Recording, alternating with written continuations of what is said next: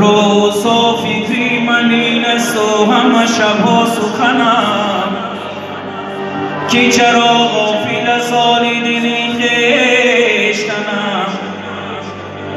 از کجا آمده‌ام آمدنم بهر چی بود و کجا میروم آخر ننمایی وطنم.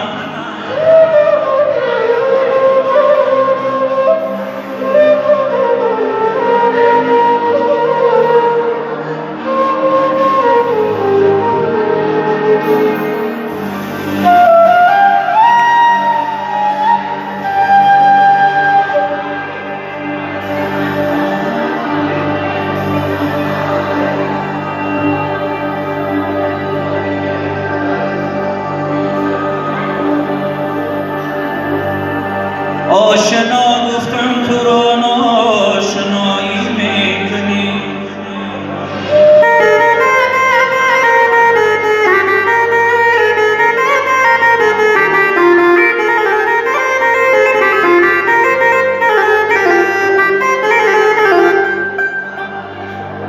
آشنا گفتم تو را ناآشنایی میکنی، میزنی لافی وفا و بی وفایی میکنی.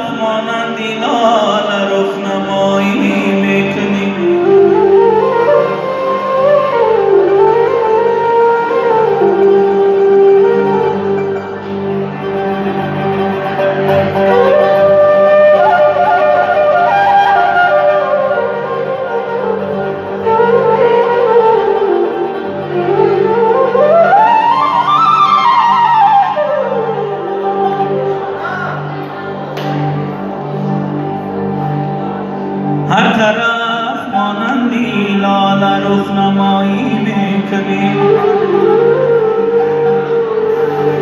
ای اشکاهی سبیلیست، ای اشکاهی سبیلیست که غم بسیار است.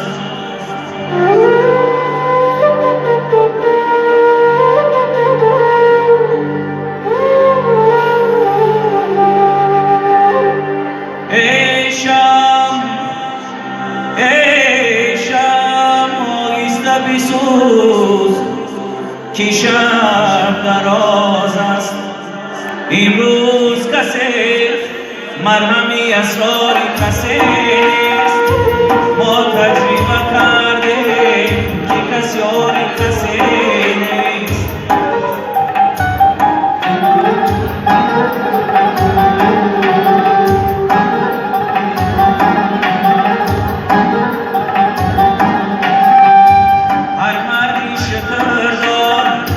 ویسی طالمی نیست، هر مردی شکر